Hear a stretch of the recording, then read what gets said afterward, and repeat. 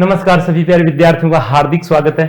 देखिए second grade के हिसाब से आज का अपना टॉपिक है डेवलपमेंटल बायोलॉजी और ये एक ऐसा टॉपिक है जिसमें आपको बहुत ही अच्छे प्रश्न मिलेंगे क्योंकि विगत परीक्षाओं में जो प्रश्न पूछे हुए हैं वो सारे प्रश्न इनसे मिलते जुलते होंगे और अपन सभी प्रश्नों की व्याख्या करेंगे। मुश्किलों से कह दो कि हमसे उलझा ना करें, मुश्किलों से कह दो कि हमसे उलझा ना करें क्योंकि हमें हर हाल में लड़ना आता है, लड़ना आता है। जो भी विद्यार्थी आत्मा से देखेगा और पूरे मन से देखेगा, गारंटी है मेरी आपको इससे बाहर क्वेश्चन नहीं मिलेगा, आपका सिलेक्शन होगा, आप नौकरी लगोगे और जब एग्जाम हॉल से बाहर निकलोगे तो ये क्लासें आपको बहुत याद आएंगी कि वास्तव में आपका कोई क्वेश्चन बाहर नहीं गया। देखिए शुरुआत करते हैं। पहला क्वेश्चन है शुक्र जनन एवं शुक्राणु का विभेदन किसके नियंत्रण में होता है। बहुत ही अच्छा प्रश्न है, एग्जाम में कई बार पूछा हुआ है। Spermatogenesis and sperm differentiation control hormone which is, यानी ये जो हार्मोन की प्रोसेस है, ये हार्मोन की प्रोसेस पीयूष ग्रंथि से निकलने वाले दो इंपॉर्टेंट हार्मोन हैं। दोनों हार्मोन क्या करते हैं, गैमेटोजेनेसिस की प्रोसेस को प्रभावित करते हैं। अब गैमेटोजेनेसिस की प्रोसेस के अंदर शुक्राणु और अंडाणु का जो निर्माण है वो स्पर्मेटोजेनेसिस और गैमेटोजेनेसिस कहलाता है, oogenesis कहलाता है। इसमें एक क्वेश्चन पूछ रहा है कि स्पर्मेटोजेनेसिस यानी शुक्राणु का निर्माण कौन से हार्मोन के कंट्रोल में होता है। आपके सामने चार ऑप्शन है, फटाफट बताइए किसके नियंत्रण में होता है, जल्दी से आंसर दीजिए। देखिए चारों ऑप्शन है आपके सामने। दोस्तों पीयूष ग्रंथि है, ये मास्टर ग्रंथि है क्योंकि ये सभी अन्य ग्रंथियों पर क्या करती है, कंट्रोल करती है। तो सभी ग्रंथियों पर कंट्रोल करने वाली पीयूष ग्रंथि, मास्टर ग्रंथि दो हार्मोन निकालती है जिनको संयुक्त रूप से कहते हैं gonadotropin hormone. Gonadotropin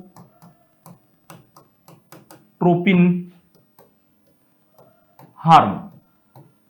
gonadotropin hormone का मतलब क्या है, वे हार्मोन जो जनद ग्रंथि या गोनेड ग्लैंड, जनद ग्रंथि या गोनेड ग्लैंड विद्यार्थियों हमारे अंदर आपको पता है, मेल है तो टेस्टिस, फीमेल है तो ओवेरी। अब इसको नियंत्रित करने के लिए दो हार्मोन बनते हैं। एक हार्मोन तो बनता है जिसका नाम है FSH, पीयूष ग्रंथि। ये किसकी बात है, पीयूष ग्रंथि है, पिट्यूटरी ग्लैंड है। तो पीयूष या पिट्यूटरी ग्लैंड की बात कर रहे हैं हम। देखिए पीयूष या पिट्यूटरी ग्लैंड की हम बात कर रहे हैं। इस पिट्यूटरी ग्लैंड के दो भाग होते हैं, अग्र भाग जिसको एडिनोहाइपोफाइसिस और पश्च भाग को कहते हैं न्यूरोहाइपोफाइसिस। एडिनोहाइपोफाइसिस के द्वारा जो हार्मोन निकलेगा वो अग्रपालिका हार्मोन होगा, एंटीरियर लोब का हार्मोन होगा। और इसमें पहला हार्मोन तो निकलता है एसटीएच जिसको वृद्धि हार्मोन कहते हैं, ग्रोथ हार्मोन कहते हैं। इसके अलावा नेक्स्ट हार्मोन निकलता है जिसको गोनेडोट्रोपिन। क्रम कोई नहीं है, आपको इतना ध्यान रखना है कि पीयूष ग्रंथि की अग्रपाली से निकलने वाले हार्मोन कई हैं जिनके अंदर हमारी बात किसकी हो रही है, गोनेडोट्रोपिन हार्मोन की। गोनेड्स का मतलब है जनद, जनद का मतलब है ग्रंथि, जनद ग्रंथि यानी मेल और फीमेल ग्रंथि। मेल ग्रंथि टेस्टिस, फीमेल ग्रंथि ओवेरी। इनको प्रभावित करते हैं पीयूष ग्रंथि का हार्मोन। एक का नाम है FSH, दूसरे का है LH। इसको कहते हैं पुट्टिका प्रेरक हार्मोन, पुट्टिका प्रेरक हार्मोन या फोलिकल स्टिमुलेटिंग हार्मोन। दूसरा है ल्यूटिनाइजिंग हार्मोन या ICSH,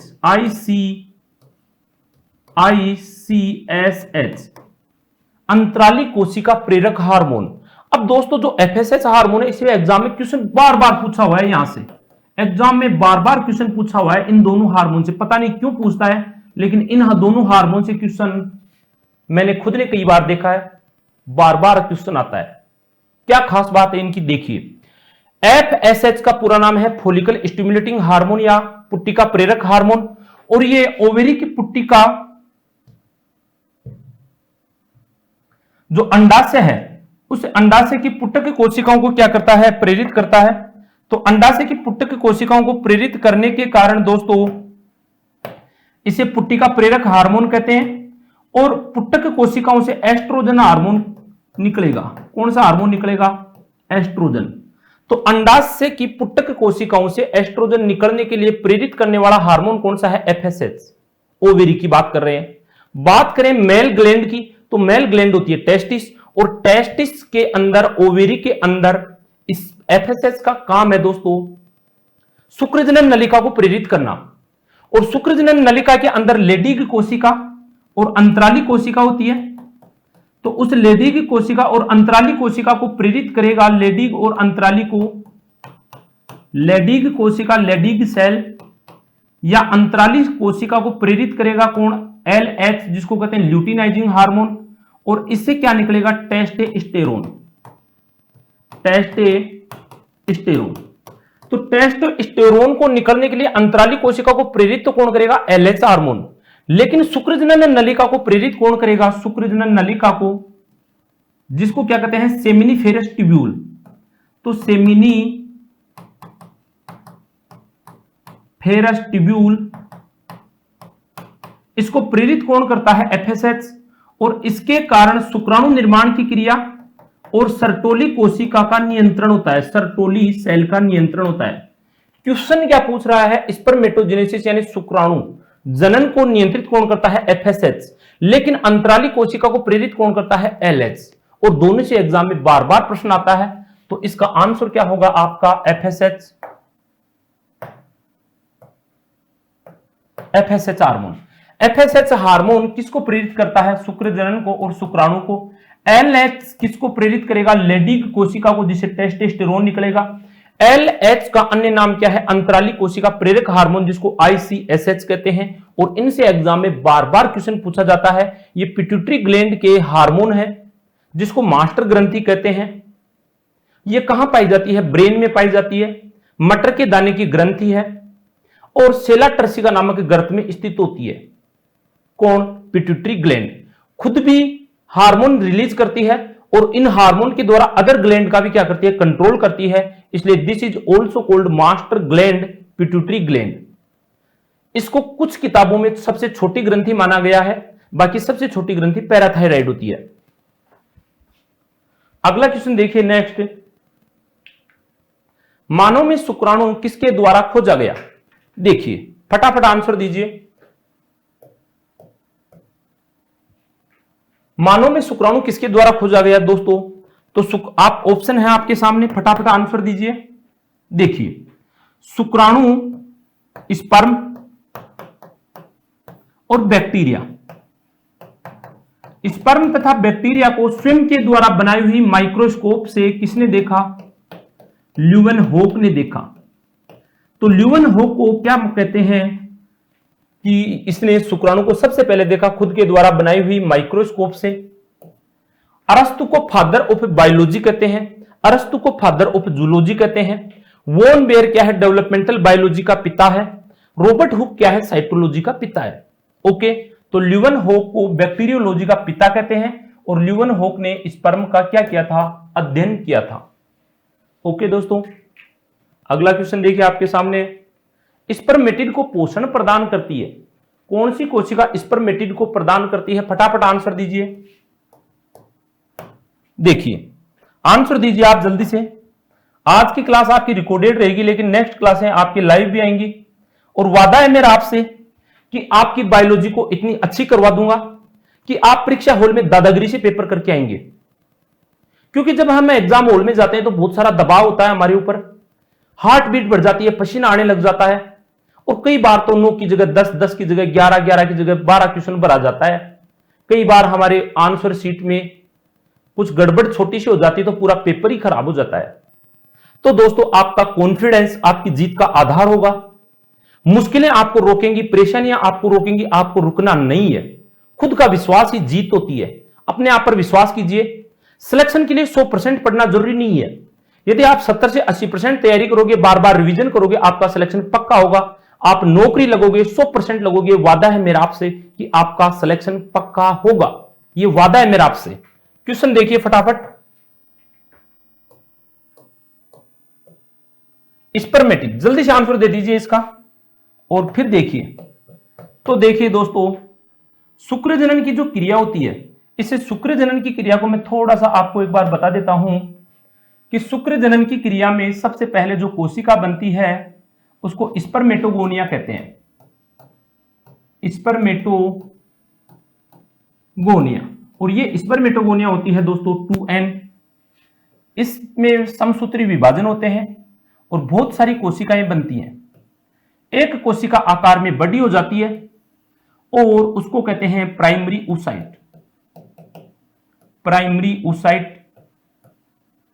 प्राइमरी स्पर्मेटोसाइट कहेंगे दोस्तों, oocyte तो अंडा हो जाएगा। और ये भी कैसी होगी 2n। और ये फेज कहलाएगी ग्रोथ फेज।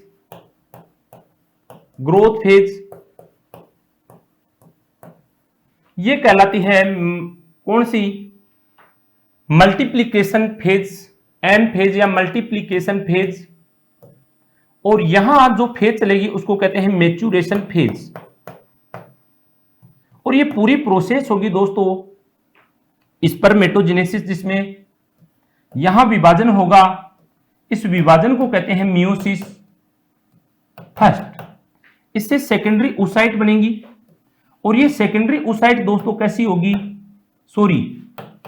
Secondary spermatocyte. ये कैसी हो जाएंगी? अगुणित हो जाएंगी, क्योंकि यहां मियोसिस हो रहा है। मियोसिस का मतलब होता है अर्धसूत्री विभाजन का मतलब है दोस्तों गुणसूत्रों की संख्या आधी होना। तो गुणसूत्रों की संख्या आधी हो गई। प्राइमरी स्पर्मेटोसाइट में अर्धसूत्री विभाजन प्रथम होने से सेकेंडरी स्पर्मेटोसाइट बन गई। इसमें वापस विभाजन सेकंड होगा और इस सेकंड से 4 कोशिकाएं बनेंगी दोस्तों, 4 कोशिकाएं। और इन कोशिकाओं को दोस्तों कहते हैं स्पर्मेटिड। क्या कहते हैं? स्पर्मेटिड। स्पर्मेटिड कैसी व्यवस्था है?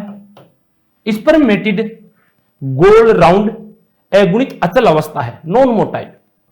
इस स्पर्मेटिड से आगे चलकर दोस्तों 4 अगुणित कोशिकाएं बनेंगी।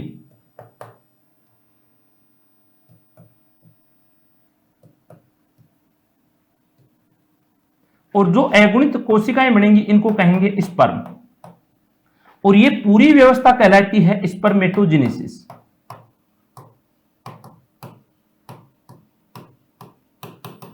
स्पर्मेटोजेनेसिस वो क्रिया है जिसके अंदर शुक्राणु का निर्माण होता है, स्पर्म का निर्माण होता है। स्पर्म कैसी व्यवस्था है, कैसी संरचना है? स्पर्म एक अगुणित और चल संरचना है। शुक्राणु अगुणित है। इसके अंदर स्पर्म के अंदर क्रोमोसोम की संख्या कितनी होती है? 23 गुणसूत्र होते हैं। और ये एक नर युग्मक है। इस नर युग्मक का निर्माण किससे हुआ? स्पर्मेटिड से हुआ। स्पर्मेटिड से स्पर्म के निर्माण की क्रिया को स्पर्मियोजेनेसिस कहते हैं। तो स्पर्मियोजेनेसिस क्रिया क्या है मित्रों? स्पर्मियोजेनेसिस क्रिया वो है जिसमें स्पर्मेटिड से स्पर्म बनता है। पूरी प्रोसेस क्या कहलाती है? स्पर्म का निर्माण, जिसे स्पर्मेटोजेनेसिस कहते हैं। और this is the type of gametogenesis. यह युग्मक जनन का एक प्रकार है। युग्मक जनन 2 होंगे, एक में अंडा बनेगा, एक में स्पर्म बनेगा। अंडा या एग और स्पर्म या शुक्राणु। इस व्यवस्था के दौरान हम 3 अवस्थाएं देखते हैं। पहली अवस्था है जिसको कहते हैं गुणन अवस्था। गुणन अवस्था में जो भी कोशिका बनेगी दोस्तों वो कोशिका कैसी होगी? 2n। दूसरी अवस्था है जिसको हम कहते हैं वृद्धि अवस्था, ग्रोथ फेज। ये अवस्था सबसे बड़ी अवस्था है। तो गैमेटोजेनेसिस की सबसे बड़ी अवस्था ग्रोथ फेज है। इसमें गुणसूत्रों की संख्या द्विगुणित ही रहती है। लेकिन इसके बाद में जो अवस्था आती है सेकेंडरी, उसके दौरान मियोसिस प्रथम हो जाता है, तो आगे की कोशिका अगुणित हो जाती है, हैप्लॉइड हो जाती है। तो क्वेश्चन देखिए आपका, स्पर्मेटिड को पोषण प्रदान करती है। स्पर्मेटिड को पोषण प्रदान करने वाली कोशिका का नाम क्या है? सर्टोली कोशिका।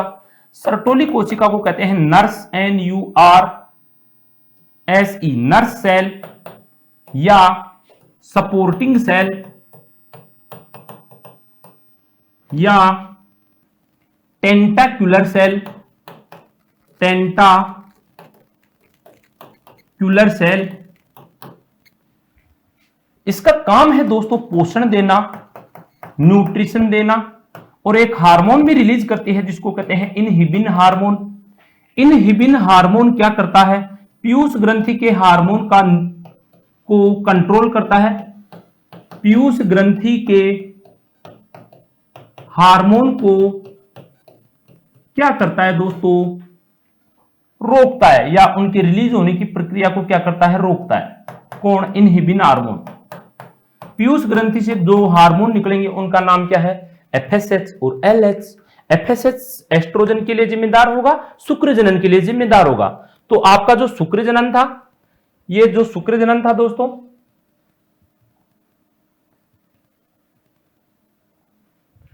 ये स्पर्मेटोजेनेसिस, इस स्पर्मेटोजेनेसिस की पूरी प्रक्रिया का नियंत्रण कौन करता है, एफएसएच हार्मोन।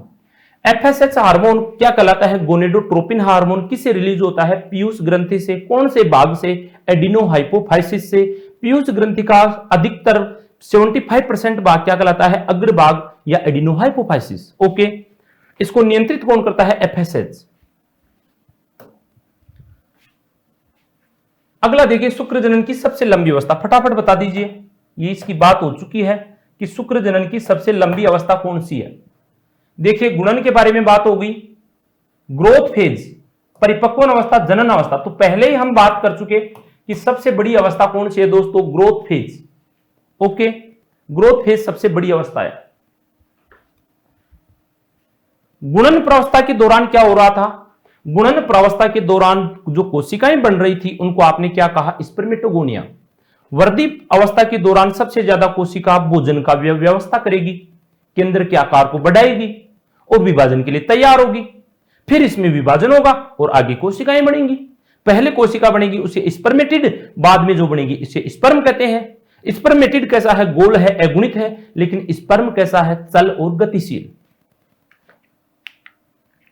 एक प्राथमिक शुक्र कोशिका से कितने शुक्राणु बनते हैं दोस्तों, फटाफट बता दीजिए। मैंने आपको ग्रोथ फेज के दौरान जो कोशिका बताई थी उसका नाम क्या बताया था, प्राथमिक स्पर्मेटोसाइट। तो ग्रोथ फेज में क्या बनी थी दोस्तों, प्राइमरी स्पर्मेटोसाइट।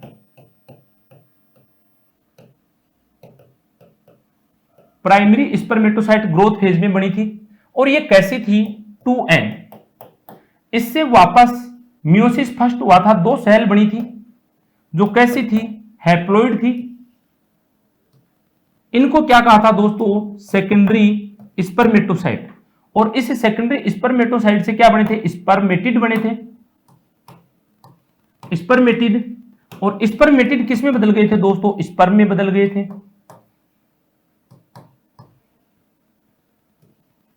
ओके, तो एक प्राइमरी स्पर्मेटोसाइट से 4 क्या बनते हैं, स्पर्मेटिड। और 4 स्पर्मेटिड से 4 स्पर्म बनते हैं। तो कितनी कोशिका हो गई दोस्तों, 4 कोशिका। शुक्राणु का वर्षण से मुक्त होना क्या कहलाता है, फटाफट आंसर बताइए। शुक्राणु का वर्षण से मुक्त होना क्या कहलाता है। अच्छा क्वेश्चन है शुक्राणु का। देखिए, शुक्राणु का वर्षण से मुक्त होना, देखिए शुक्राणु का इससे मुक्त होना क्या है दोस्तों, मैं आपको एक एक बता देता हूं। शरीर से, बॉडी से, या नर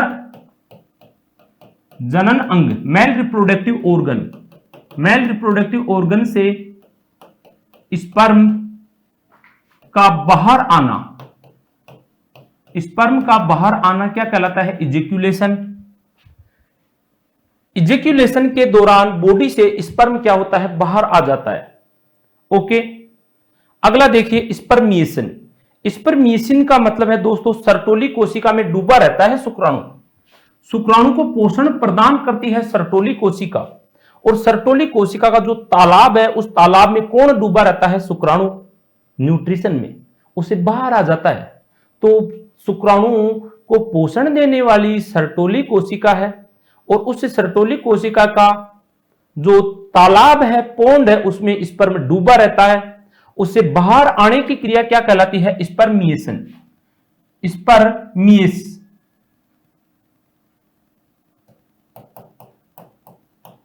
सर्टोली से स्पर्म का बाहर आना। इनसेमिनेशन का मतलब है मादा या फीमेल की वेजाइना में स्पर्म का प्रवेश।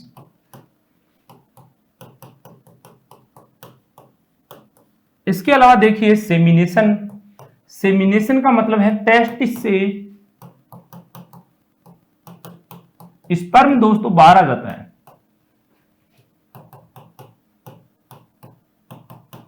ओके, यहां से एग्जाम में क्वेश्चन पूछा गया है कई बार, तो थोड़ा सा ध्यान से पढ़ें इसको।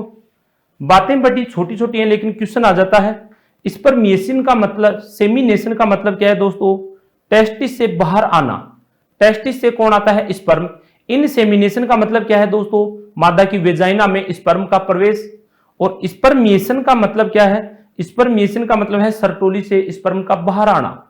तो सर्टोली से स्पर्म का बाहर आना स्पर्मिएशन, शुक्राणु का टेस्टिस से अलग होना, बाहर आना क्या कहलाता है? सेमिनेशन।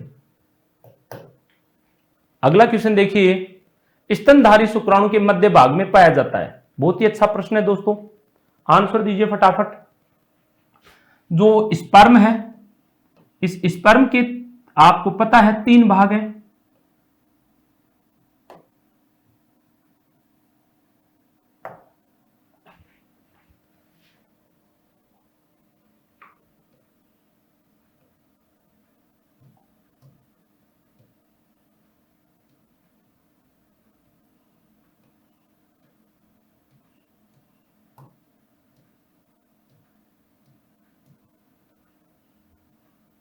ये होता है दोस्तों हेड, और इस हेड के ऊपर पाया जाता है, सिर के ऊपर पाया जाता है एक्रोसोम।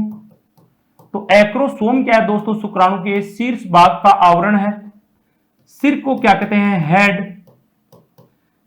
ये कौन सा भाग है? मिड। और ये कौन सा भाग है? Tail part. मिड भाग के ऊपर क्या पाया जाता है? नेबेन कर्ण। ये नेबेन कर्ण है दोस्तों, नेबेन कर्ण। और नेबेन कर्ण कोशिका द्रव्य की एक पतली परत के ऊपर पाया जाता है। साइटोप्लाज्म से शुक्राणु का जो मध्य भाग बनता है उसको मेंचेट कहते हैं, और इस मेंचेट के ऊपर माइटोकॉन्ड्रिया लिपटे रहते हैं, और यह व्यवस्था कहलाती है नेबेन कर्ण। मध्य भाग में माइटोकॉन्ड्रिया पाए जाने के कारण यह क्या देता है? एनर्जी देता है। तो स्पर्म को एनर्जी कौन देगा? स्पर्म को एनर्जी देगा माइटोकॉन्ड्रिया। कौन से भाग में? मध्य भाग में। पूंछ टेल क्या करती है? गति देती है, मोशन। तो क्या कह रहा है? मध्य भाग में पाया जाता है। कौन पाया जाता है? देखिए माइटोकॉन्ड्रिया दोस्तों। और ये माइटोकॉन्ड्रिया क्या बनाता है? नेबेन कर्ण। ये किस पर चिपका रहता है? मेंचेट पर। मेंचेट क्या है? मध्य भाग पर। साइटोप्लाज्म की पतली परत मेंचेट कहलाती है। उस मेंचेट के ऊपर फिलामेंट के रूप में माइटोकॉन्ड्रिया नेबेन कर्ण बनाता है। इससे क्या मिलती है? एनर्जी। बात करें गोल्जी काय की, तो ये गोल्जी काय क्या बनाता है? शुक्राणु का एक्रोसोम बनाता है दोस्तों। अगला क्वेश्चन देखिए, फटाफट आंसर दीजिए। प्रथम अर्धसूत्री विभाजन की समाप्ति पर नर जनन कोशिका विभेदित हो जाती है। देखिए मैंने पहले ही आपको बता दिया इस क्वेश्चन के बारे में कि ग्रोथ फेज में जो कोशिका बनेगी उसे प्राथमिक स्पर्मेटोसाइट, उसमें मियोसिस फर्स्ट हुआ और सेकेंडरी स्पर्मेटोसाइट बनी। तो मियोसिस फर्स्ट हो गया, मियोसिस फर्स्ट होने के बाद क्या बनेगी दोस्तों? Secondary spermatocyte. शुक्राणु का एक्रोसोम फटाफट बता दो। थोड़ी देर पहले ही हमने कहा है कि सिर के ऊपर टोपी होती है, उस टोपी को कहते हैं एक्रोसोम, और वो किससे बनती है? गोल्जी बॉडी से। ये प्रश्न भी एग्जाम में पूछा हुआ है। इसके अंदर एक एंजाइम पाया जाता है जिसको कहते हैं हाइलुरोनिडेज एंजाइम। हाइलुरोनिडेज एंजाइम क्या करता है? जब वो अंडे के अंदर घुसेगा, कौन? शुक्राणु प्रवेश करेगा, एंट्री मारेगा, उस दौरान अंडाणु की भित्ति को गलाने का काम करता है कौन? हेड भाग का एक्रोसोम। और एक्रोसोम में हाइलुरोनिडेज एंजाइम मिला जो गैलिया कैपेटिस भी कहलाता है। ये क्या करता है दोस्तों? ये प्रवेश को सुगम बनाता है। जब निषेचन की क्रिया होगी तब शुक्राणु अंडाणु के अंदर घुसेगा, तब कौन काम करेगा? पहले एक्रोसोम। किससे बनता है एक्रोसोम? गोल्जी बॉडी से। अगला देखिए, शुक्राणु का कौन सा भाग ऊर्जा प्रदान करता है? यह बात भी हमारी हो चुकी है। हेड भाग का काम एक्सियल फिलामेंट का, नेक का और नेबेन कर्ण का। तो कौन सा भाग एनर्जी प्रोवाइड करेगा? कौन सा भाग? नेबेन कर्ण। क्योंकि नेबेन कर्ण में क्या पाया जाता है? माइटोकॉन्ड्रिया। और माइटोकॉन्ड्रिया क्या है? पावर हाउस है। एनर्जी का काम तो माइटोकॉन्ड्रिया ही करता है। तो माइटोकॉन्ड्रिया का काम क्या है? माइटोकॉन्ड्रिया का काम है ऊर्जा देना। माइटोकॉन्ड्रिया मिड पार्ट पर क्या करता है? लिपटा रहता है, और लिपटे रहने के कारण की व्यवस्था क्या कहलाती है? नेबेन कर्ण। और यह साइटोप्लाज्म की एक पतली परत पर पाया जाता है जिसको मेनचेट कहते हैं। तो मध्य भाग में क्या निकलेगी? ऊर्जा। और किसके कारण निकलेगी? नेबेन कर्ण के कारण। और नेबेन कर्ण कौन बनाता है? माइटोकॉन्ड्रिया।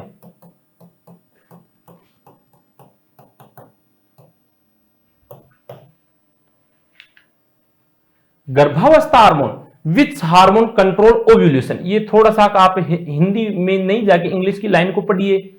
ओव्यूलेशन को कौन कंट्रोल करता है? फटाफट बताइए। देखिए, एक एक को देख लीजिए। मैंने आपको इस क्वेश्चन के बारे में पहले ही बता दिया। गर्भावस्था हार्मोन अलग है दोस्तों, और ये क्या कर रहा है? Which hormone control ovulation. अंडोत्सर्गीय हार्मोन, अंडोत्सर्गीय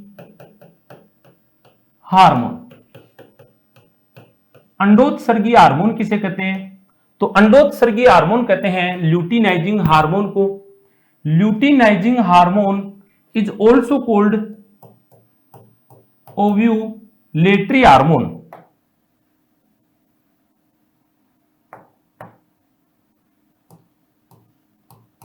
ओव्यूलेटरी हार्मोन। इसके अलावा किसको नियंत्रित करता है? पुट्टक कोशिका, सॉरी, एलएच हार्मोन क्या करता है दोस्तों? पीयूष ग्रंथि का हार्मोन है, इसकी हम चर्चा कर चुके हैं। शुक्रजनन नलिका का क्या करता है? नियंत्रण करता है। सर्टोली कोशिका का नियंत्रण कर। तो शुक्रजनन नलिका से शुक्राणु का निर्माण होगा। शुक्राणु निर्माण की क्रिया को शुक्रजनन या स्पर्मेटोजेनेसिस कहते हैं। इसके अलावा यह अंडोत्सर्ग को प्रेरित करता है। किसमें? मादा में। मादा के अंदर परिपक्व ग्राफीन पुट्टिका जब अंडाशय की दीवार पर आकर फटती है तो क्या निकलता है? एग बाहर निकलता है। और वो एग क्या है दोस्तों? ओवा है। उस ओवा के चारों ओर क्या होंगी? झिल्लियां। तो उसे क्या कहते हैं? Egg membrane. Egg membrane plus ओवा इज ऑल्सो कॉल्ड एग। और एग का बाहर निकलना, एग का बाहर आना क्या कहलाता है? ओव्यूलेशन। और ओव्यूलेशन को नियंत्रित करने वाला हार्मोन कौन सा है? LH hormone. एलएच का पूरा नाम क्या है? Luteinizing hormone. एलएच को अन्य नाम क्या दिया था? आईसीएसएच। आईसीएसएच। ये अंतराली कोशिका को भी प्रेरित करता है। अंतराली या लेडिग कोशिका को प्रेरित करता है, और इसके कारण टेस्टोस्टेरोन हार्मोन भी निकलता है। और ये प्रश्न पता नहीं क्यों बार बार पूछा जाता है दोस्तों, बहुत बार पूछा हुआ है, इसलिए थोड़ा सा ध्यान देवे। इस एफएसएच हार्मोन का काम हम पहले पढ़ चुके हैं। पुट्टक कोशिका को प्रेरित करता है, पुट्टक सेल को, फोलिकल सेल को, और स्पर्मेटोजेनेसिस को। स्पर्मेटोजेनेसिस, इन दोनों का कंट्रोल कौन करता है? एफएसएच। एसटीएच क्या है दोस्तों? ग्रोथ हार्मोन है, और ये किसको नियंत्रित करता है? वृद्धि को। इसकी कमी से क्या हो जाता है? बोनापन। अधिकता से क्या हो जाता है? भीमकाय।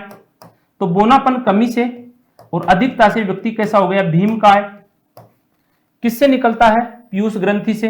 पैराथार्मोन किससे निकलता है? पैराथायराइड से। इसकी खोज किसने की दोस्तों? कोलिप ने, इसलिए इसको कोलिप हार्मोन भी कहते हैं।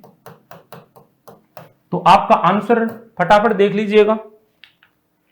निषेचन की क्रिया कहां होती है? यह प्रश्न एग्जाम में पूछा हुआ है। निषेचन की क्रिया होती है दोस्तों अंडवाहिनी में, आप सबको पता है, लेकिन अंडवाहिनी के कौन से भाग में होती है? यह प्रश्न आया हुआ है, एग्जाम में पूछा हुआ है, केवीएस के एग्जाम में पूछा गया प्रश्न है। तो देखिए दोस्तों, जो अंडवाहिनी है वो अंडवाहिनी का जो फूला हुआ भाग है, उस फूले हुए भाग, ये क्या है? ये तो इन्फंडिबुलम है। इस इन्फंडिबुलम से कौन जुड़ा रहता है? ओवेरी। और इस फूले हुए भाग को क्या कहते हैं? एम्पुला। एम्पुला में क्या होता है मित्रों? निषेचन। तो निषेचन या फर्टिलाइजेशन कहां होता है? एम्पुला में। और इसका जो ये नीचे का भाग है, कौन से वाला? ये भाग, ये क्या कहलाता है? ओवेरी, सॉरी, गर्भाशय, यूट्रस। तो अंडवाहिनी का इन्फंडिबुलम भाग है ये, इन्फंडिबुलम। इन्फंडिबुलम। और ये इनफंडिबुलम के बाद में यहां कौन आ जाता है, यूट्रस आ जाता है, यूट्रस गर्भाशय। तो गर्भाशय या यूट्रस के नीचे कौन आ जाता है, वेजाइना। अब यहां आपका जो स्पर्म था वो गति करता हुआ पहुंचता है और यहां पहुंचता है, यहां से कौन जाता है, एग जाता है, एग। और इन दोनों की मुलाकात कहां होती है, इनफंडिबुलम में। और इनफंडिबुलम का कौन, सॉरी, अंडवाहिनी या फैलोपियन ट्यूब में। फैलोपियन ट्यूब का वो भाग जो खुला हुआ है जहां मेल और फीमेल सेल मिलती हैं, मिलने की क्रिया क्या कहलाती है, एम्फीमिक्सिस। और एम्फीमिक्सिस के बाद में क्या बनता है, जाइगोट। कौन से भाग में, एम्पुला में। किसका, अंडवाहिनी या फैलोपियन ट्यूब का। और ये प्रश्न एग्जाम में पूछा हुआ है। गर्भावस्था हार्मोन दोस्तों अच्छा प्रश्न है। प्रेगनेंसी हार्मोन कौन सा है, जल्दी से आंसर दीजिए।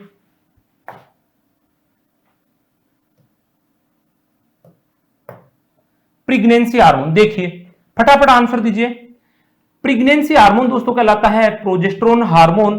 Progesterone hormone is also called pregnancy hormone, गर्भावस्था हार्मोन है।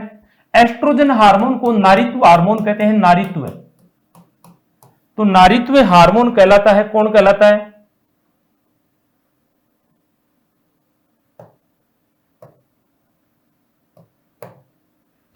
Progesterone hormone.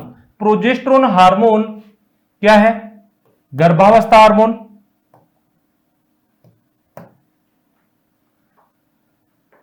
एस्ट्रोजन क्या कहलाता है, नारीत्व हार्मोन। फीमाइन हार्मोन, नारी के लक्षणों के लिए एस्ट्रोजन जिम्मेदार है, लेकिन जब ओव्यूलेशन होता है तो ओव्यूलेशन के दौरान यदि निषेचन की क्रिया हो गई तो जाइगोट, और जाइगोट से कौन बनता है, मोरुला। मोरुला से कौन बनता है, ब्लास्टुला। ब्लास्टुला से कौन बनता है, गेस्टुला। आगे की जो डेवलपमेंट की क्रिया है वो आप जानते हैं। अब इस भ्रूण को गर्भाशय में रोपित करने का काम कौन करता है दोस्तों, प्रोजेस्टेरोन हार्मोन करता है। तो प्रोजेस्टेरोन हार्मोन भ्रूण को गर्भाशय में रोपित करने का काम करता है। यदि निषेचन की क्रिया नहीं होती है तो जो साइकिल चलता है, उसे साइकिल में जो दीवार है, जो उसकी कोशिकाएं हैं जो नष्ट हो गई हैं, उनको क्या करता है, नॉर्मल करता है। और यदि निषेचन की क्रिया हो जाती है तो भ्रूण को गर्भाशय में रोपित करने का काम कौन करता है, प्रोजेस्टेरोन। एस्ट्रोजन हार्मोन पुट्टक कोशिकाओं से निकलता है, फोलिकल सेल से, और यह हार्मोन क्या कहलाता है, फीमाइन हार्मोन। ऑक्सीटोसिन हार्मोन को कहते हैं लव हार्मोन, इसको कहते हैं दोस्तों लेबर हार्मोन। और ये शिशु जन्म में सहायक है और दूध संश्लेषण में काम करता है। तो प्रेगनेंसी हार्मोन प्रोजेस्टेरोन। सर्टोली कोशिका का नियमन किससे होता है, देखिए पहले ही हमने बात कर चुके हैं कि स्पर्मेटोजेनेसिस की क्रिया या शुक्र जनन की क्रिया और सर्टोली कोशिका को नियंत्रित करने का काम कौन करता है, ये हम पहले ही बात कर चुके हैं। जल्दी से आंसर दीजिए फटाफट इसका। देखिए सर्टोली कोशिका का नियमन और स्पर्मेटोजेनेसिस का नियंत्रण कौन करता है, एफएसएच। ये क्या कहलाता है, अंडोत्सर्गी हार्मोन, अंडोत्सर्गी। और क्या कहलाता है दोस्तों, आईसीएसएच।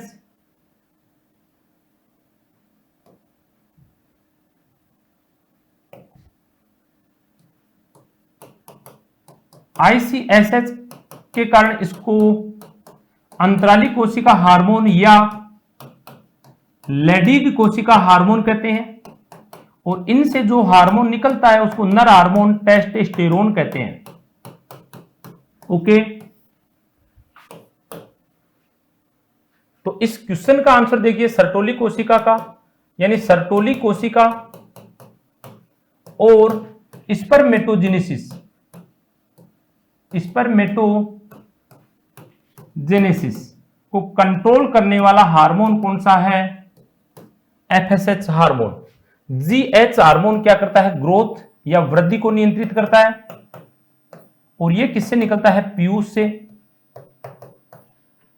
तो आपका आंसर एफएसएच सही होगा। मुलेरिन वाहिका, मुलेरिन वाहिका कौन सी है, फटाफट आंसर दीजिए। मुलेरिन वाहिका जल्दी से देखिए। मुलेरिन वाहिका हार्मोन, मुलेरिन वाहिका अंडवाहिनी को मुलेरिन वाहिका की क्या माना जाता है, उत्पत्ति माना जाता है। तो अंडवाहिनी फैलोपियन ट्यूब होगी दोस्तों, इसको मुलेरियन की उत्पत्ति माना जाता है। यदि कायिक कोशिका में क्रोमोसोम की संख्या कितनी है 40, कायिक कोशिका द्विगुणित कोशिका होती है दोस्तों, उसमें 40 है, तो शुक्रजनन नलिका में गुणसूत्रों की संख्या आप बता दीजिए। तो जब अगुणित कोशिका और द्विगुणित कोशिका की बात हम कर रहे हैं तो आपको समझ में आ गई होगी बात ये कि जब 2n की बात कर रहे हैं तो कितना है 2n में 40, तो n में कितना हो जाएगा दोस्तों 40/2 कितना हो जाएगा 20, तो कितना होगा 20। सबसे छोटे गुणसूत्र किसमें पाए जाते हैं? सबसे छोटे गुणसूत्र, ये फिक्स आंसर है, डायरेक्ट एग्जाम में कई बार पूछ लिया गया है। क्रोकोडाइल का क्रोमोसोम सबसे छोटा होता है। अगला देखिए, स्तनधारी शुक्राणु का सिर कैसा होता है?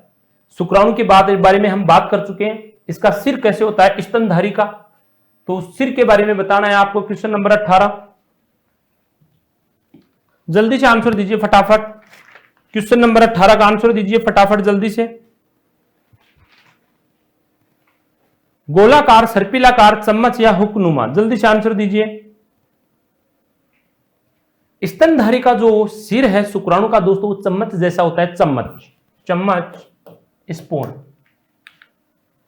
जनन उपकला की कोशिकाएं जिनसे शुक्राणु उत्पन्न होते हैं, फटाफट बताइए। जनन उपकला, देखिए ये आपकी जो टेस्टिस है, वर्षण है, इस वर्षण की ये कौन सी है? Germinal epithelium. इस जर्मिनल एपिथेलियम से जो कोशिकाएं बनती हैं उनको कहते हैं स्पर्मेटोगोनिया।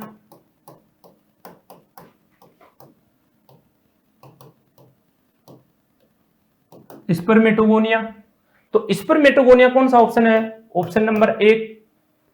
स्पर्मेटोगोनिया से कौन बनेगी? प्राइमरी स्पर्मेटोसाइट, और प्राइमरी स्पर्मेटोसाइट में कौन होगा? मियोसिस फर्स्ट, मियोसिस फर्स्ट होगा प्राइमरी स्पर्मेटोसाइट में। तो कौन बनेगी? Secondary spermatocyte, secondary spermatocyte. Question के अकॉर्डिंग देखिए, जनन उपकला, जनन उपकला जर्मिनल एपिथेलियम से कौन बनती है? स्पर्मेटोगोनिया, जो डिप्लॉइड होती है, द्विगुणित होती है। प्राथमिक oocyte, पहले ही हम बात कर चुके हैं, प्राथमिक oocyte, प्राइमरी, अच्छा oocyte की बात कर रहा है, ये स्पर्मेटोसाइट है, प्राइमरी स्पर्मेटोसाइट। ऐसी ही प्रोसेस अंड जनन में होती है, वहां जो ग्रोथ फेज में बनेगी उसे कहेंगे प्राइमरी oocyte। तो ये प्राइमरी oocyte या प्राइमरी स्पर्मेटोसाइट दोनों कैसी होती है? डिप्लॉइड। डिप्लॉइड देख लीजिए, इसमें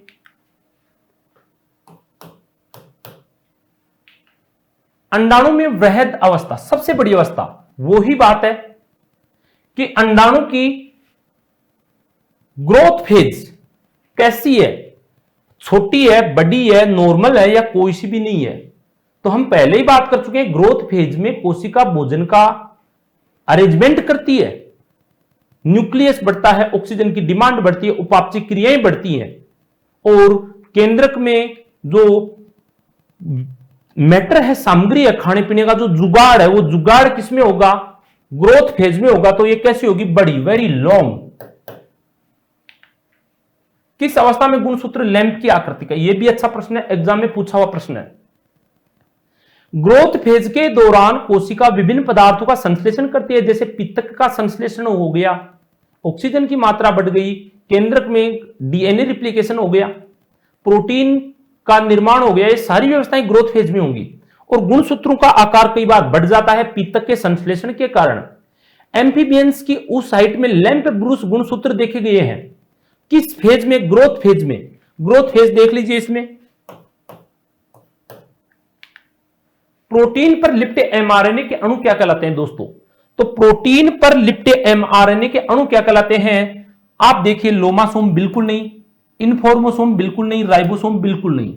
जब आप तीन चीजों के बारे में जानते हैं तो एक ही चीज बच रही है आपकी, ओहो, इन्फॉर्मोसोम्स होगा।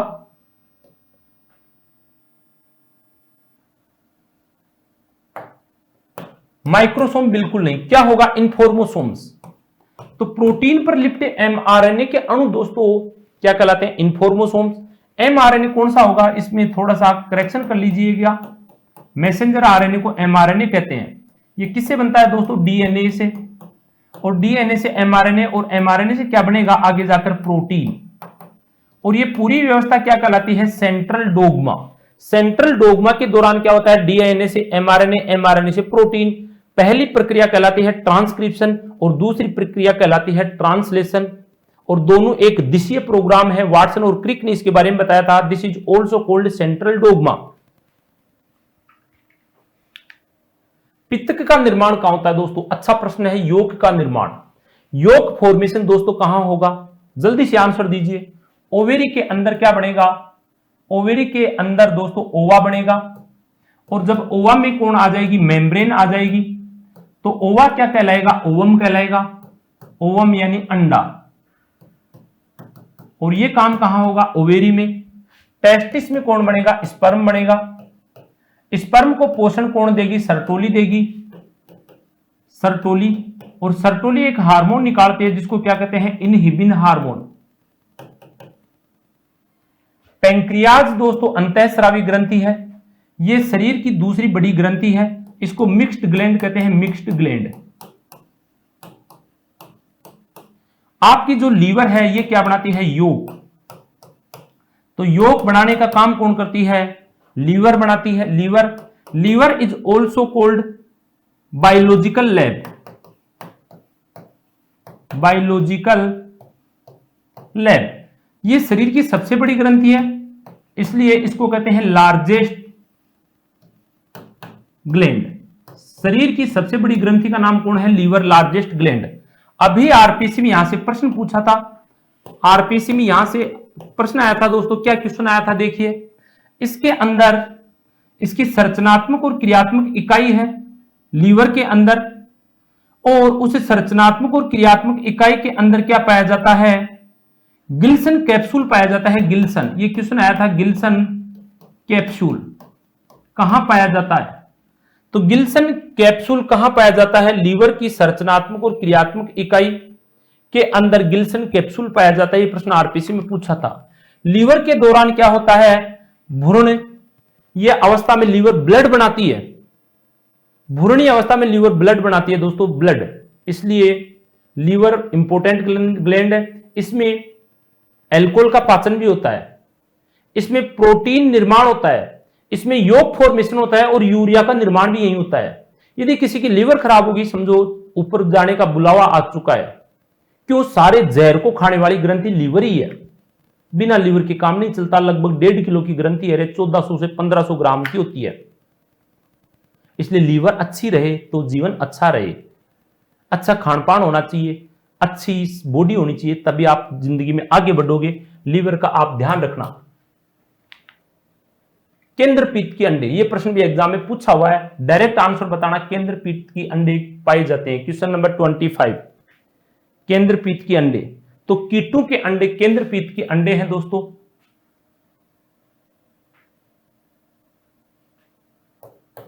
ये क्वेश्चन पूछ लेता है कई बार एग्जाम में। अंड जनन की क्रिया में कितने अंडे बनते हैं? तो अंड जनन की प्रक्रिया दोस्तों सेम है।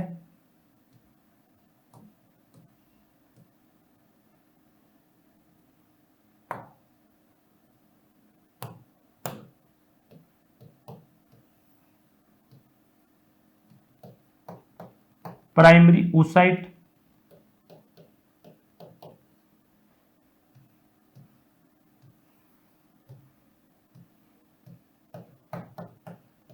पोलर बॉडी,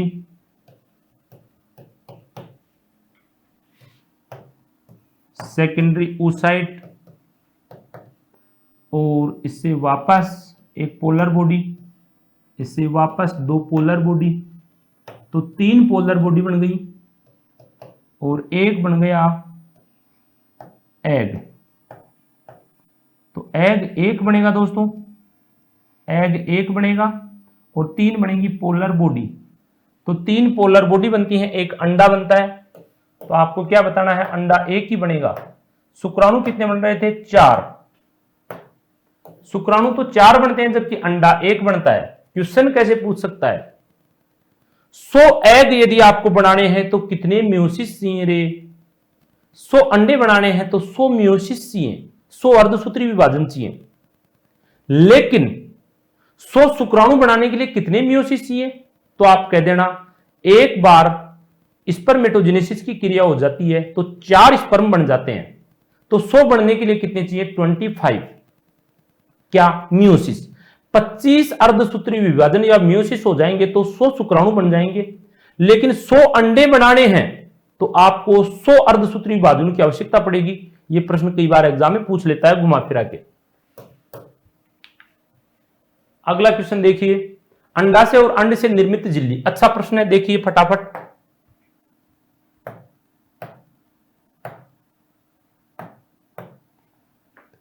यदि उस साइड से कोई झिल्ली बनती है तो उसे कहते हैं प्राथमिक झिल्ली।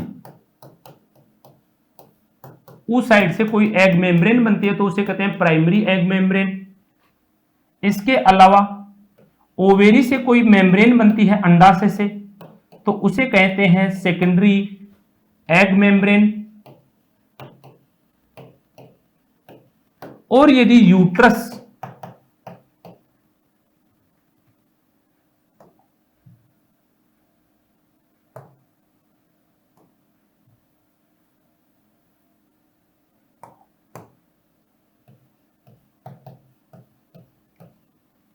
तथा fallopian tube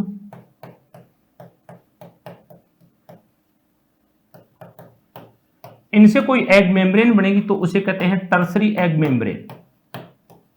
tertiary egg membrane. तो क्या क्वेश्चन बनता है? प्राथमिक अंड झिल्ली वो अंड झिल्ली है जो oocyte से बनती है, वो प्राथमिक अंड झिल्ली कहलाती है।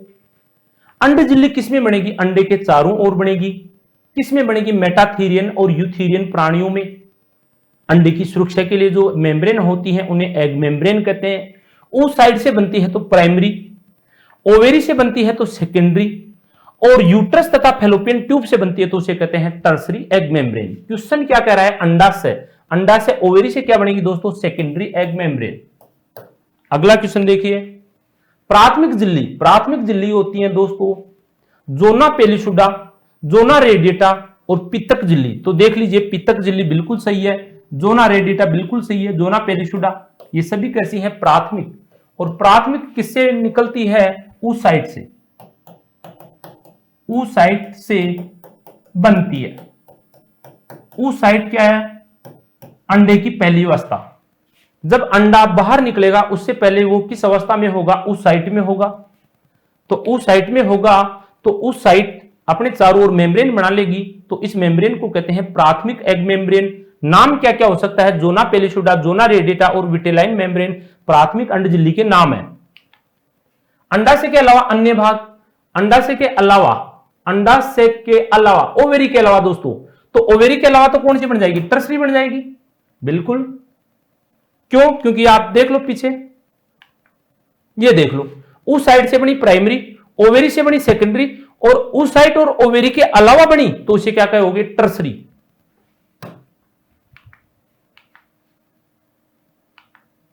अंडाशय के अलावा अन्य मात्रक उत्तक टर्सरी हो गई। अधिकांश स्तनधारी जंतुओं में निषेचन कहां होता है दोस्तों? अंडवाहिनी में। और अंडवाहिनी के लोअर में या अपर में? अपर में। इस अपर का नाम क्या था? एम्पुला।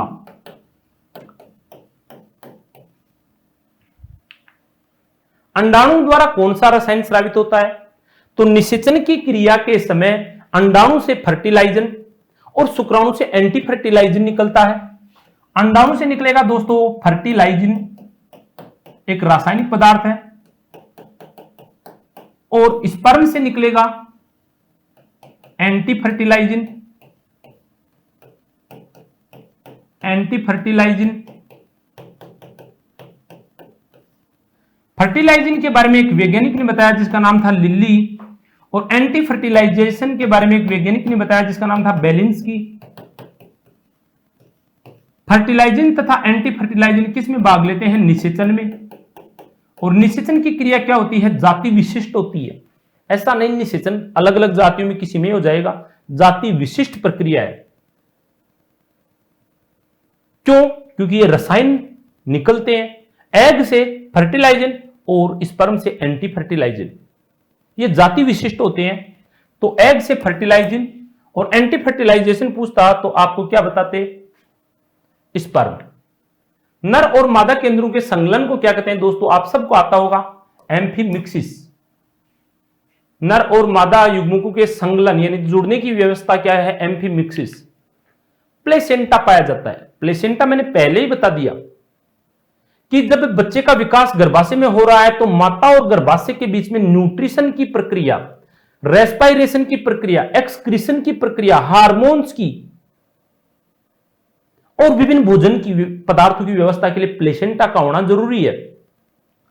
प्रोटोथीरिया को छोड़कर सभी यूथेरियन प्राणी और मेटाथीरियन प्राणी के अंदर प्लेसेंटा पाया जाता है। तो यूथेरियन और मेटाथीरियन प्राणी में क्या पाया जाता है, प्लेसेंटा। प्रोटोथीरियन प्राणी कैसे हैं, ओविपेरिस हैं, अंडपरजक हैं, अंडे बनते हैं इनमें। मनुष्य का प्लेसेंटा कैसा है, अच्छा प्रश्न है। मनुष्य का प्लेसेंटा कैसा है, तो on the basis of histology, histology के आधार पर 4 प्रकार का प्लेसेंटा है दोस्तों, और ये क्वेश्चन एग्जाम में कई बार पूछ लेता है। पहला देखिए ESE, 4 प्रकार का placenta ESEH। On the basis of histology के आधार पर 5 प्रकार का प्लेसेंटा है। पहले ई का मतलब है एपिथेलियोकोरियल, एपिथेलियोकोरियल प्लेसेंटा। दूसरे का मतलब है दोस्तों सिंडेस्मोकोरियल, सिंडेस्मोकोरियल प्लेसेंटा। और इसका मतलब है दोस्तों एंडोथीलियोकोरियल प्लेसेंटा, एंडोथीलियोकोरियल। कोरियल सब में जोड़ना है आपको, क्या करना है, एपिथीलियो, सिंडेस्मो, एंडोथीलियो, कोरियल सब में जोड़ दो, और इसको जोड़ दो हीमोकोरियल, हीमोकोरियल। देखिए 3 जनन स्तर तो माता के, 3 भ्रूण के 6 जनन स्तर पाए जाते हैं जब बच्चा गर्भाशय में रोपित होता है तो। लेकिन प्लेसेंटा की व्यवस्था के आधार पर जो सारे 3 भ्रूण के 3 माता के, तो उसे कहते हैं एपिथेलियोकोरियल प्लेसेंटा। 6 जनन स्तर होंगे। इसके अंदर माता का गर्भाशय उपकला झड़ जाएगा, इसके अंदर माता का संयोजी उत्तक भी झड़ जाएगा, और इसके अंदर माता का एंडोथीलियोकोरियल भी। अर्थात यहां आते आते 3 जनन स्तर क्या हो गए, नष्ट। 3 जनन स्तर क्या हो जाते हैं, नष्ट। मात्र कितने बचते हैं, 3। अगला जो 5वां प्रकार का आता है उसे कहते हैं हीमो एंडोथीलियोकोरियल। हीमो भी जोड़ दो और एंडो भी जोड़ दो, हीमो एंडोथीलियोकोरियल प्लेसेंटा। इसके अंदर 4 जनन स्तर जड़ जाएंगे दोस्तों, 4 जनन स्तर नष्ट हो जाएंगे, 4 जनन स्तर नष्ट हो जाएंगे। मनुष्य के अंदर जो प्लेसेंटा है दोस्तों, वो प्लेसेंटा कौन सा है, हीमोकोरियल। ये प्रश्न एग्जाम में आया, पूछा हुआ है। तो हीमोकोरियल मनुष्य के अंदर पाया जाता है, ऑप्शन नंबर बी। प्लेसेंटा सहायक होता है, बिल्कुल पोषण, श्वसन, उत्सर्जन, सभी को आता होगा ये प्रश्न, बिल्कुल नॉर्मल क्वेश्चन है। प्लेसेंटा का काम है पोषण देना। जब गर्भाशय के दौरान बच्चे का विकास होता है तब प्लेसेंटा पोषण देता है। श्वसन का काम भी प्लेसेंटा करता है और उत्सर्जन का काम भी प्लेसेंटा करता है। इसके अलावा हार्मोन्स और विभिन्न पदार्थों का आवागमन भी कौन कंट्रोल करता है, प्लेसेंटा। प्लेसेंटा क्या है, relation between embryo and mother, माता और शिशु के बीच में संबंध है जिसके द्वारा शिशु का विकास होता है, कहां, गर्भाशय में, यूट्रस में।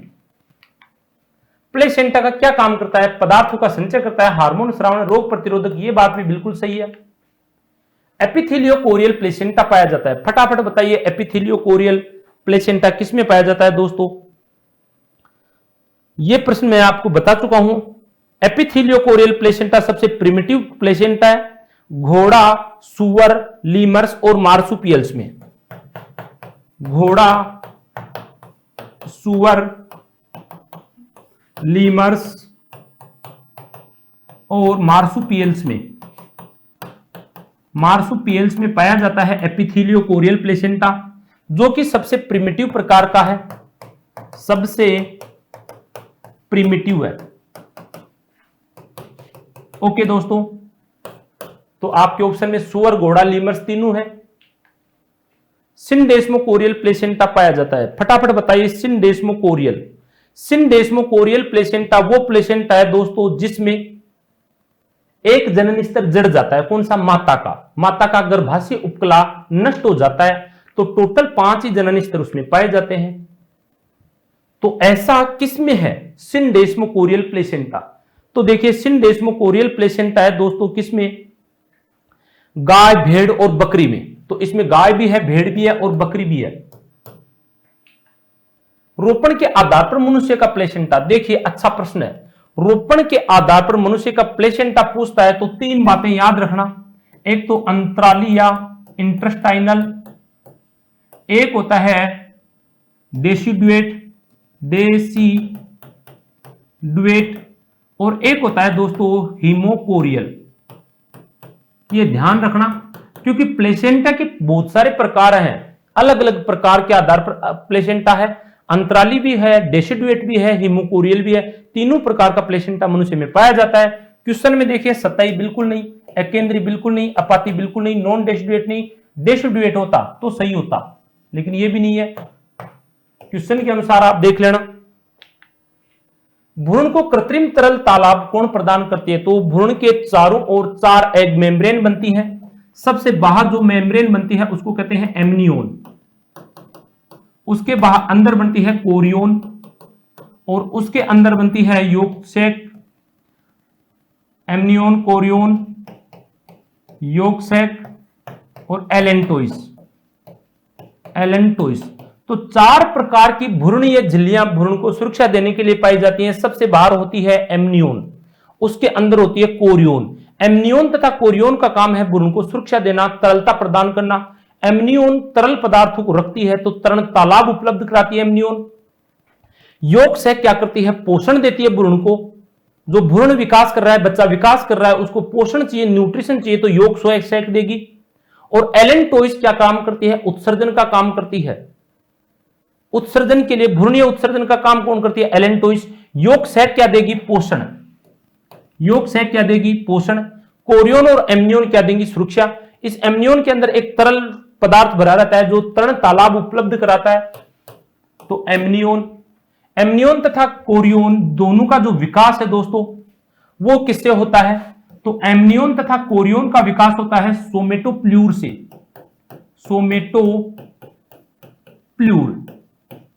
और यॉक सैक तथा एलेंटोइस का विकार होता है स्पेंक्लोप्ल्यूर से। ये क्वेश्चन भी एग्जाम में पूछा हुआ है, थोड़ा सा याद कर लेना। सोमेटोप्ल्यूर, एमनियोन, कोरियोन और यॉक सैक और एलेंटोइस स्पेंक्लोप्ल्यूर क्या काम करती हैं, भ्रूण के चारों ओर 4 भ्रूणीय झिल्लियां पाई जाती हैं। बाहर एमनियोन, अंदर कोरियोन, फिर यॉक सैक, फिर एलेंटोइस, ऐसी 4 झिल्लियां। तो तरण तालाब हो गया। विकसित हो रहे भ्रूण को पोषण कौन देगा दोस्तों, पोषण देखते ही कर देना रे पोषण, यॉक सैक। एलेंटोइस क्या करती है, उत्सर्जन का काम करती है, उत्सर्जन का। ये क्या करती है, सुरक्षा करती है, सबसे बाहरी आवरण बनाती है, सुरक्षात्मक परत है। तरल पदार्थ रखती है, तरल तालाब रखती है, दोनों ही सुरक्षा देती हैं। इससे क्या बनते हैं, कोरियोन से विलाई बनते हैं जिनको कोरियोनिक विलाई कहते हैं। यॉक सैक क्या देती है, पोषण देती है, न्यूट्रिशन देती है। 4 झिल्लियां किस में पाई जाती हैं, जिन प्राणियों में पाई जाती हैं उनको कहते हैं एमनियोटा। और एमनियोटा के अंदर कौन आता है, राम आता है, राम, RAM। रा से क्या बना, रेप्टिलिया, रा से रेप्टिलिया, ए से एवीज और एम से मेमेलिया। तो राम तेरी माया तू ही जाने भाई।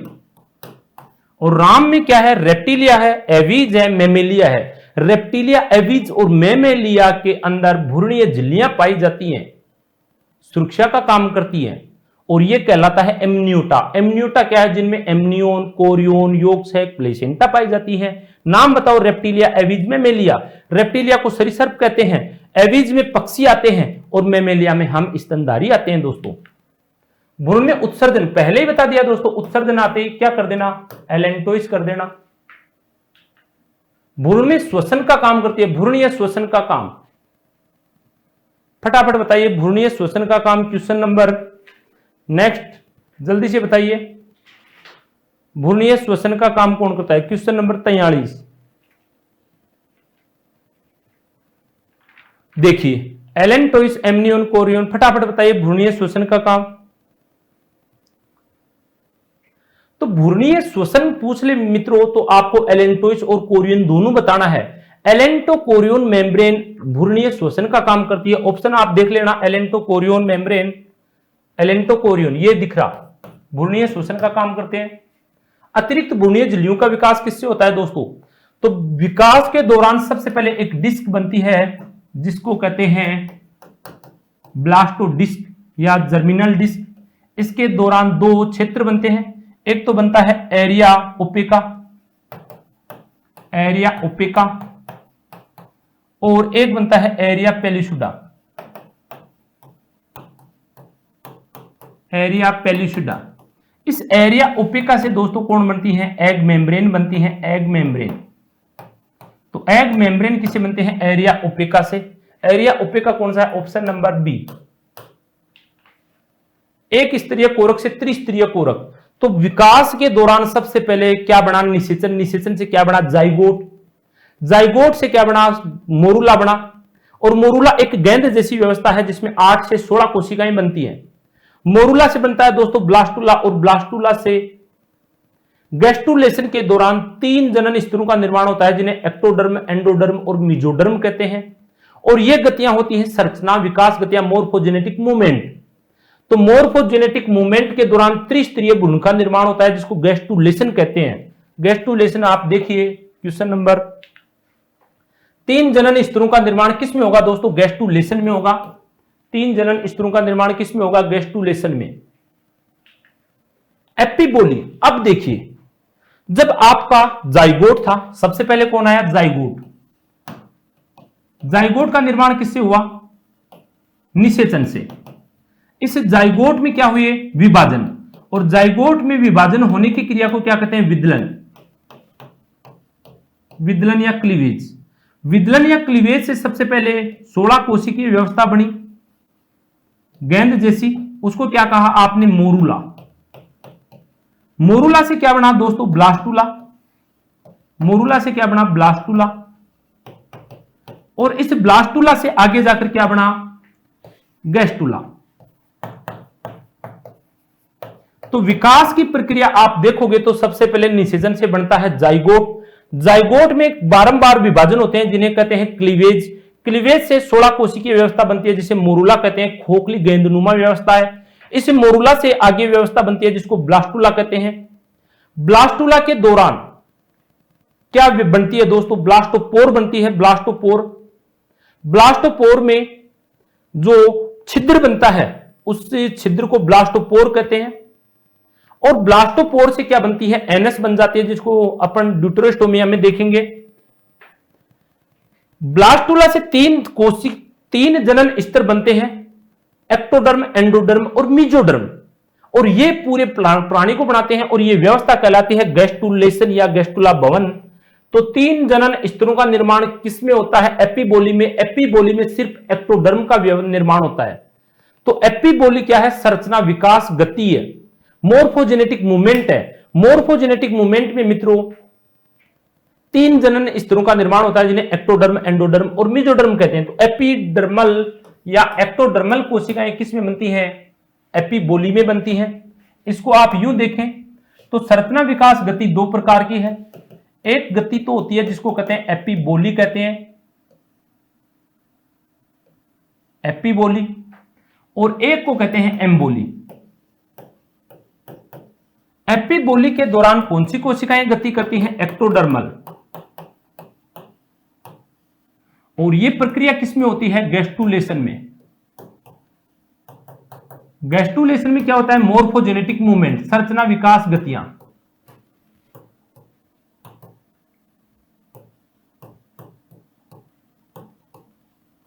संरचना विकास गतियों में 2 प्रकार की गति है, एक का नाम है एपिबोली और एक का नाम है एम्बोली। एपिबोली में कौन सी कोशिकाएं गति करती हैं? एक्टोडर्मल कोशिकाएं गति करती हैं। तो गैस्ट्रुलेशन के दौरान एपिबोली में एक्टोडर्मल कोशिकाएं क्या करती हैं दोस्तों? गति करती हैं। तो एपिबोली में एक्टोडर्मल कोशिका कर देना। एम्बोली दूसरी गति है। एम्बोली का संबंध किससे है? फटाफट बताइए, क्वेश्चन नंबर 49।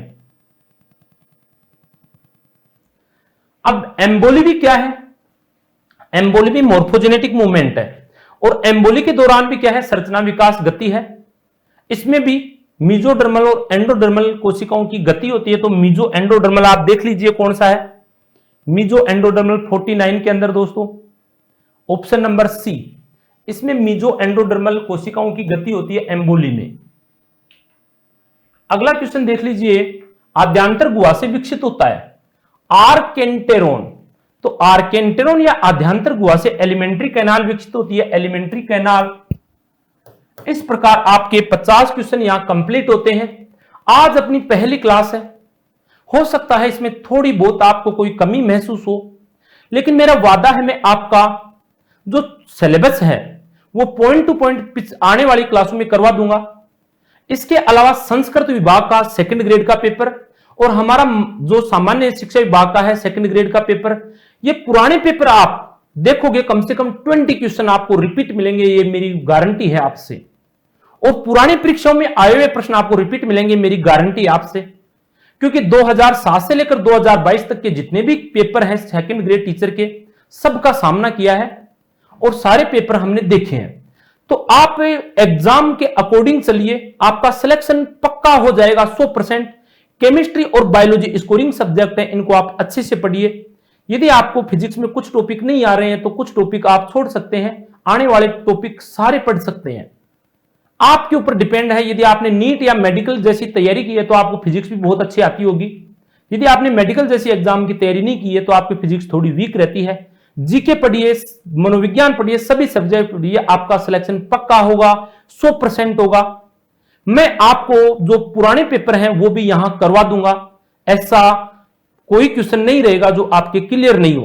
तो निश्चित रूप से कम समय में आप उचित फायदा, अच्छा फायदा उठाइए। सिलेक्शन, पॉजिटिव सोच। यदि आप प्रतियोगियां घर में बैठ के तैयारी कर रहे हैं तो आप में कई बार नेगेटिविटी बनेगी और आप होपलेस हो जाएंगे, आपका आत्मविश्वास कम होगा।